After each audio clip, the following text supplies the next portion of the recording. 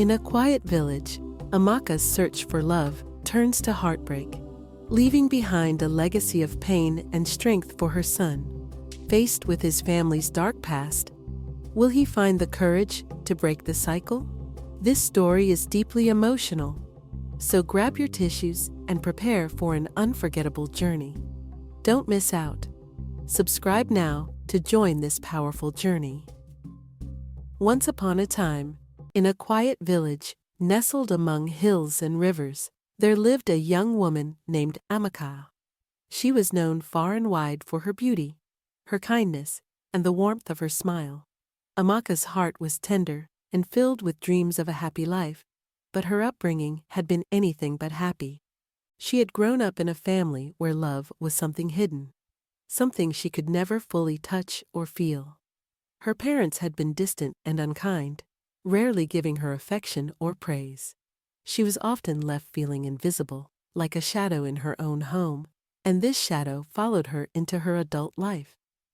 Because of this neglect, Amaka's heart carried a quiet emptiness. She longed for love, for acceptance, and for someone to see her as she truly was. Yet, in her family, these simple things seemed impossible. She had learned to keep her feelings buried deep inside, masking her pain with a gentle smile.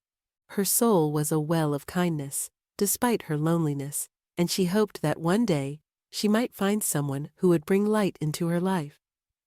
As Amaka grew older, people in her village admired her grace and beauty.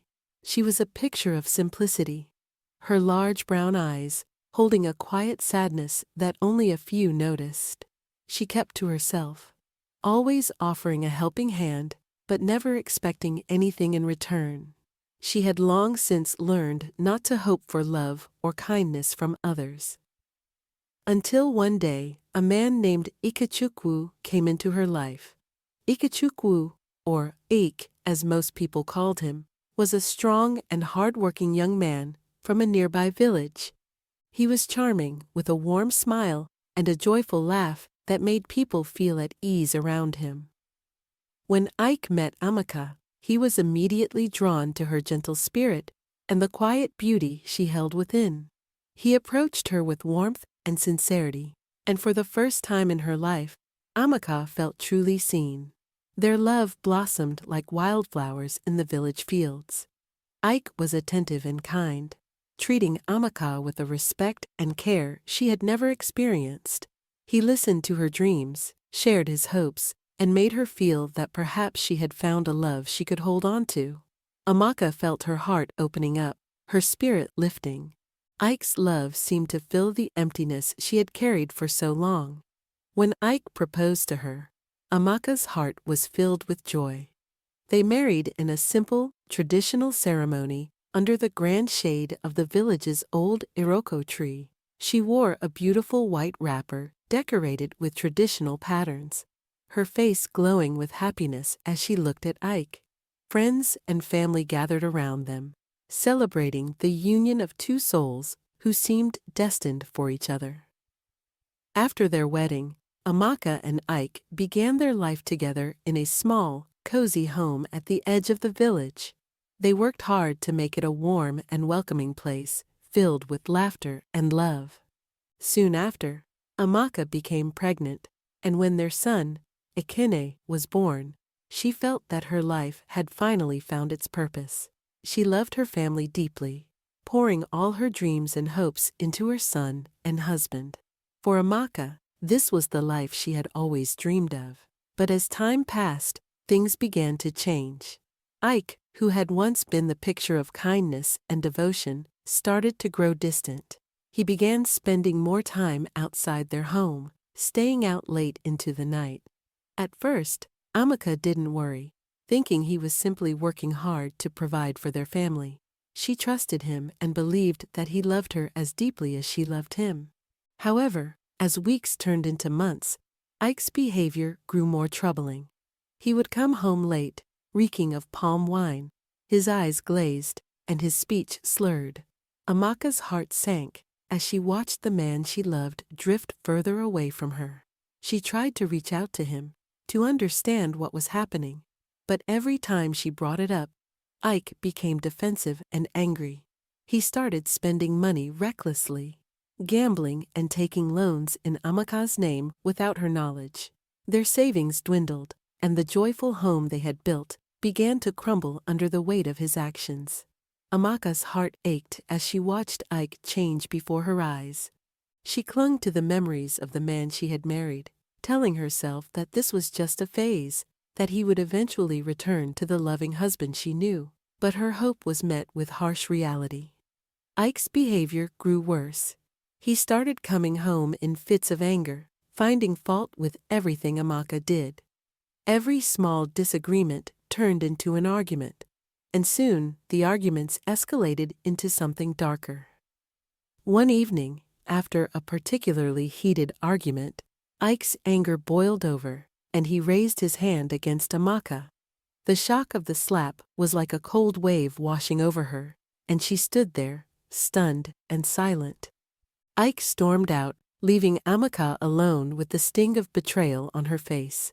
In that moment, her heart broke.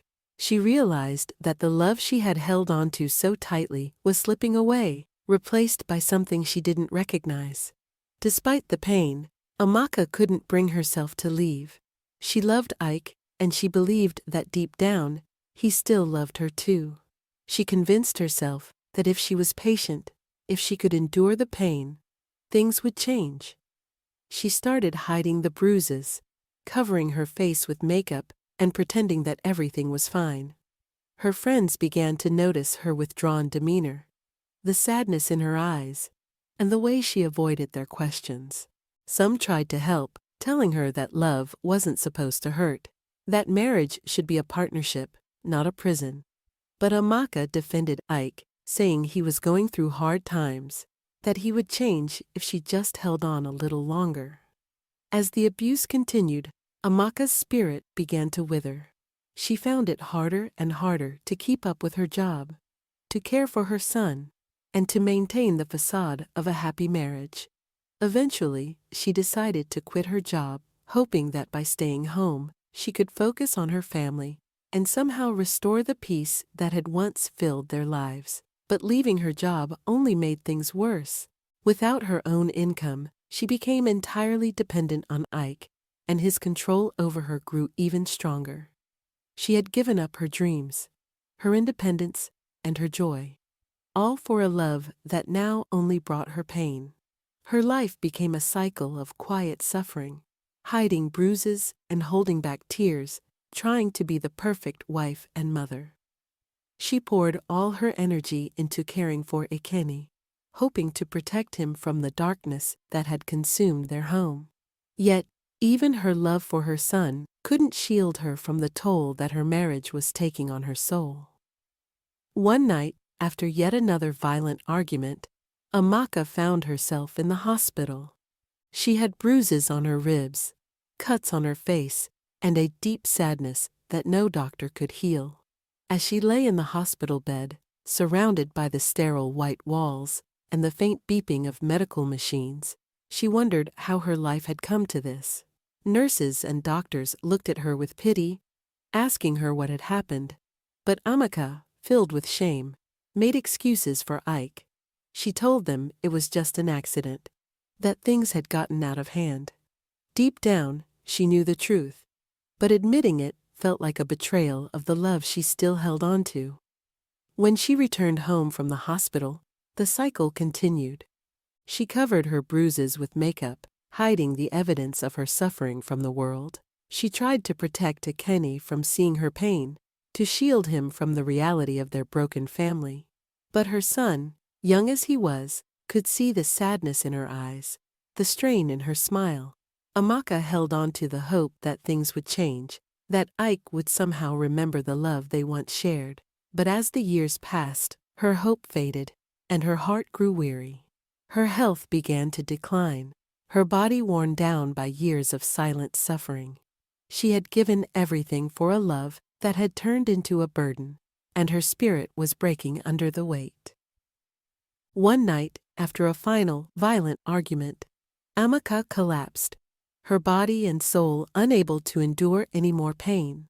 Her life ended in silence, her heart broken, her dreams shattered. Akin, her young son, was left to face the aftermath of her loss. Ike barely mourned her, and before long, he remarried.